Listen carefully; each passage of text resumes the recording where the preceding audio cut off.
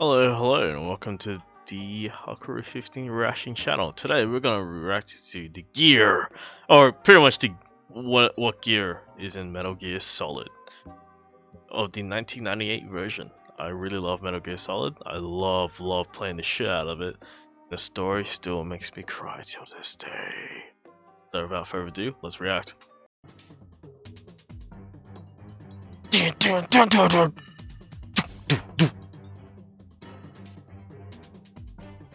Not yet, Snake! It's not over yet! In this, a follow-up I video love to it. The Gear of MGS, will be taking more of a deep dive, but not an exhaustive one, Mm. into the gear specifically from MGS1. With enough views and support, I intend to cover gear from each game in turn. Fuck yes. Do it. Boo boo boo.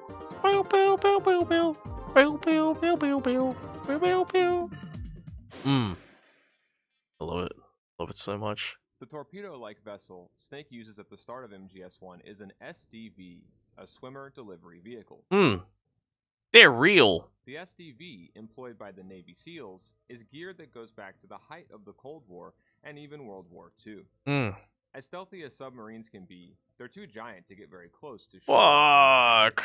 And not even Navy SEALs can be expected to swim and scuba for miles and miles underwater prior to starting a mission. So the Navy turned to a prototype drafted by the British during World War II. It's actually this British model SDV with its room for only a single pilot that Snake's SDV resembles at the start of MGS1. Actual SDVs can carry, according to the webpage USS Nautilus, up to 6 operators actually. 6 operators. They run on lithium-ion batteries today. The SDV is only used by the most elite soldiers. Elite. Quote, out of the approximately 2,600 active duty SEALs, only around 230 are qualified to operate or serve on SDV missions, end quote. Cool. This goes to the fact that, apart from it being freezing cold, all navigation has to occur underwater using only sonar and with zero naked eye visibility. Damn. That's kind of cool. Looks a little uncomfy though. One of the most iconic weapons seen in MGS1 is the Socom Pistol.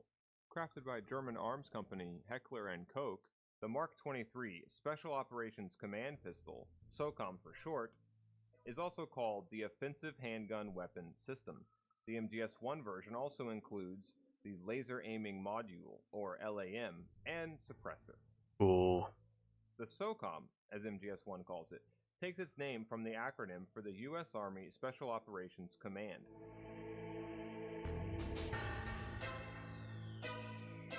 Activated as a major joint outfit in 1987, U.S. Socom combines the Special Forces units, doctrines, and training regiments of the Army, Navy, and the Air Force all under one roof. That's so cool. I really like that gun. It was in 1990, with the fall of the Soviet Union and rise in importance of regional special operations, that the Pentagon first contracted Heckler & Koch to create a replacement sidearm for their legendary Colt M1911A1 45.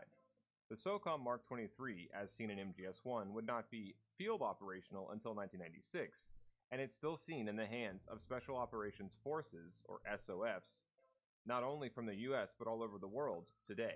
Cool. Perhaps just as iconic in MGS1 as the Socom 45 sidearm is Snake's assault rifle, the very unique-looking FAMAS. Maybe as a nod to NATO, while the Socom is German-made, the FAMAS is of French design, and yes, even fires NATO rounds. Short for Fusil d'assaut de la manufacture d'armes de Saint-Étienne. God damn! Or assault rifle from the Saint-Étienne weapons factory. The FAMAS was created in the 60s and 70s as France's missing link between assault rifle and submachine gun. Cool. The FAMAS, adopted by the French Army in 1978, was one of the very first bullpup rifles, which accounts for its compact size and wider barrel compared to, say, the US Army's M4 carbine. Though still mainly God, with I'm France, surprised it's not the touching FAMAS's his presence in cheek. MGS1 That looks so likely stems nerve-wracking. from its use by coalition forces in 1991's Operation Desert Storm, and also by French-affiliated mercenaries and so-called private security forces all across former French colonies in Africa. After all, decolonization arguably led to the post-Cold War paradigm that MGS-1 addresses of regional skirmishes, special operations, and private forces. Ooh. Another memorable MGS-1 weapon is, of course, the chaff grenade. The chaff Here grenade. we come to a case of something taken from the real world that MGS makes more fun and more appropriate for its game scenarios. Chaff was invented during World War II as a stealthy method for making an aircraft temporarily radar-proof. To quote from the Smithsonian, chaff, or quote, a collection of a few hundred thin reflector strips, might conceal the exact location of a plane during a raid behind a large cloud of radar signal. It would appear to be a major attack when in reality there are only one or two planes, end quote. Interesting, interesting. Originally referred to by the codename Window by the British, chaff particles are usually either aluminum, metallized glass, or plastic. They disrupt radar signals by dispersing through the air. Since World War II, the chaff technique has also become used to deflect radar-guided missile attacks, and even some nuclear warheads, if fired, will let off some radar-scrambling chaff. This only strengthens, of course, the idea of tactical advantage presented in MGS-1 by the fictional Metal Gear Rex and its railgun-fired, radar-proof, undetectable warhead.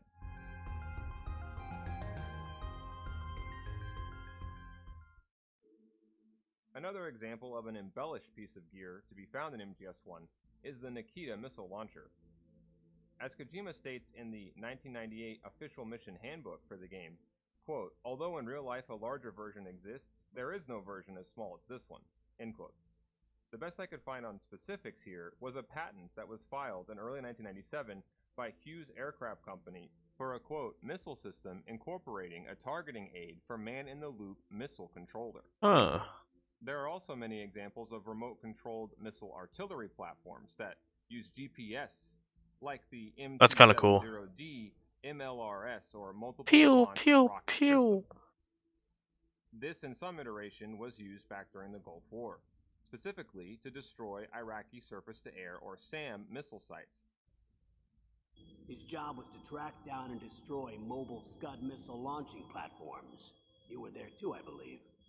Didn't you infiltrate Western Iraq with a platoon of Green Berets? I was just a kid myself back then.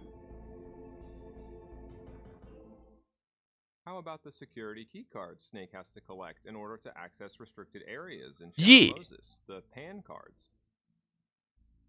In 1996, T.G. Zimmerman wrote a paper called Personal Area Networks, Near-Field Intra-Body Communication. Zimmerman wrote that it was inevitable for wearable or portable microelectronic devices to gain an ability to network together. His PAN theory works out a possible method of doing so by using the human body as the transmission medium for networking together digital information. Cool. Zimmerman mentions a completed PAN system prototype, which, quote, allows users to exchange electronic business cards by shaking hands, end quote. Damn. Isn't there some kind of safety device to prevent this type of terrorism? Another piece of real gear found in MGS-1 is the so-called PAL system, or Permissive Action Link. To quote from Principles of Nuclear Weapons, Security, and Safety from 1997, the PAL is a sophisticated electronic lock that, quote, prevents arming the weapon unless the correct codes are inserted into it. There is a signal recognition system in the weapon that responds only to a single, very specific, complex signal, end quote. Originating in the 1960s, initially the PAL was an analog device, but, quote, a recent approach has been to provide this signal with digital communications and codes, end quote. This obviously raises the question of whether or not digital communications and codes aren't easier to falsify or get your hands on than an analog device. You can get anything if you have enough money and the right connections. We have the material that the PAL card in MGS-1 is actually made of, shape memory alloy. Shape memory alloy. Are, to quote the journal Platinum Metals Revolution, quote, materials that can change their shape at specific temperatures. SMAs are used in applications as diverse as sensors, temperature-sensitive systems, force actuators, fire safety valves, and more. End quote. Of course, SMAs are nothing new for the series, given they also appeared in MGS1's predecessor, 1991's Metal Gear 2 Solid Snake. It turns out that the last two pieces of gear we'll be discussing here, the Soliton Radar and Stealth Camouflage, have both over the years passed from fiction into fact, or at least come much closer to reality than they were in MGS1's era. The Soliton radar system, developed by Mei Ling in the game, uses off-the-shelf technology to detect enemy personnel indoors. As early as the year 2000, meanwhile, something already came into existence like this, called the Tactical Radar System. However, these systems were used by defensive security forces, not infiltrators like Snake, at least as far as I could find. See if this 2000-era report by Signal magazine about a British surveillance system sounds anything like the Soliton radar. Quote, a man-portable sensor capable of detecting troops and vehicles up to 100 meters away. It consists of a microwave Doppler radar unit and a passive infrared sensor, which transmits a message to a sentry equipped with a pager display that indicates a target's type and its direction. That's pretty cool. Lastly, stealth or invisible camo is being rapidly pursued by militaries and private contractors to this That's very day. cool. Though no prototype has been deployed in actual combat as far as I could find, many hyped up science articles have been written in recent years about gear like this, the so-called broadband invisibility cloak. It bends ultraviolet, shortwave, and standard infrared signals, as well as concealing things in the visible light spectrum. Well, that's it for now. Tune in next time as we explore more gear from the MGS series, as we focus on MGS2 Sons of Liberty. Until next time, boss. I really like that. It is actually pretty interesting that, you know, from seeing gears that's known to be fiction is now turning to reality. Pretty cool. Really, really cool. And it's just like, you know, fuck. It's just really interesting. I love how there's so much real gears in the real world in Metal Gear Solid. It's like you have a real life situation. Well, let's put it in a giant ass Metal Gear. That's really cool. Really, really, really awesome. It's really interesting. I really like it, especially when they add in a lot of they talk about real world events as well in the US, which is also interesting as well. But yeah. Anyways, without further ado, guys, hope you guys like this video. I'll see you guys next time. Peace.